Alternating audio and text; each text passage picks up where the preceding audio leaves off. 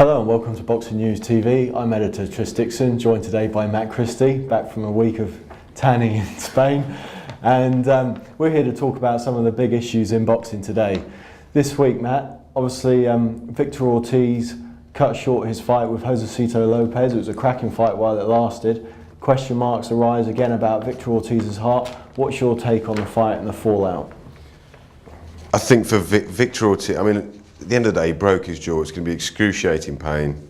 It's not the first time this has happened, though. It happened in the Maidana fight, the end of the Floyd Mayweather fight, where he seemed to be incessantly apologising after going in with a head, but also illustrated some kind of weakness up there in his psyche. However, how much criticism can you give these guys that are in there giving their all? I think your blog hit the nail on the head yesterday, which is on the website at the moment. Anybody that gets in there and competes at that level, yeah, they're fighters and they deserve our respect for that. But has Victor Ortiz got that champion's heart that will complement his talents to take him to the next level? You'd love everyone in the sport to have that amount of heart, wouldn't you? Yeah. I mean, that's what you want, because people have set precedents. You look at Ali with his broken jaw against Norton, you look at Danny Williams and his shoulder, and Abraham with his mangled face against Edison Miranda. I mean, those are the precedents that have been set, and so anyone who doesn't live up to that is almost seen as something of a failure, aren't they?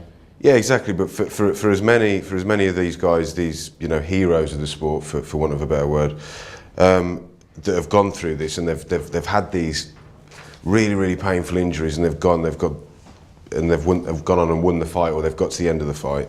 There's many more that have walked away and gone, well, I can't deal with this pain, I can't deal with that, and they've taken a step back. So Ortiz is in the majority, really, I would say. There's been a lot of speculation, really, about his, or not speculation, but people talking about his demeanour post-fight. Like you said about the Mayweather fight, he was very apologetic. I think that's the thing that I don't know if galls me is the right word, but amazes me with Ortiz.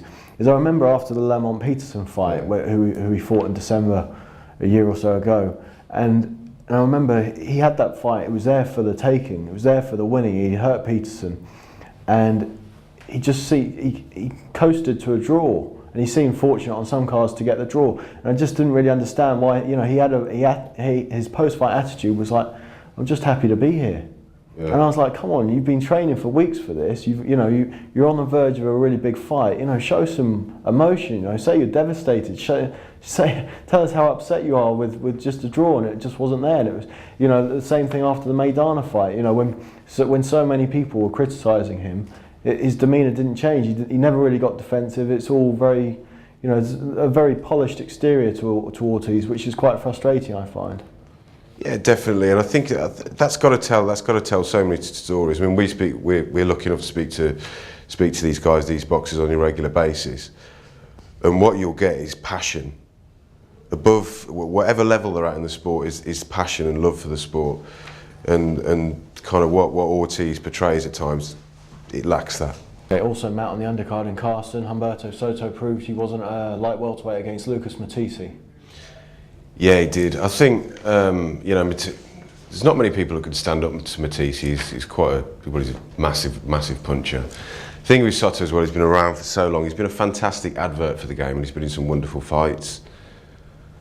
But I mean, I can't remember. I think maybe 2 years ago, maybe not. It started to look like he was going a little bit. His legs were not quite what they were. So I think kind of the writing's been on the wall. It'd been interesting if Soto had been at his peak, but I still think, yeah, he was too small for this division.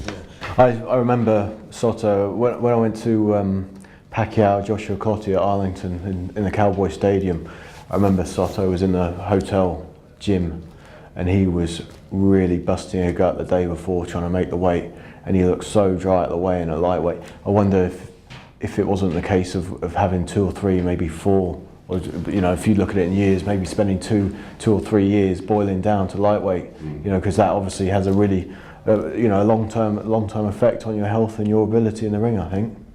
Yeah. What do you see next for Matisse? I mean, the mouth waters at a possible all-Argentine showdown with Marcus Maidana, albeit Maidana's moved up to welterweight. Yeah, that would be the obvious one. I think Matisse's got that problem, hasn't he? Where it's similar to what Maidana has, is that who's going to want to fight him?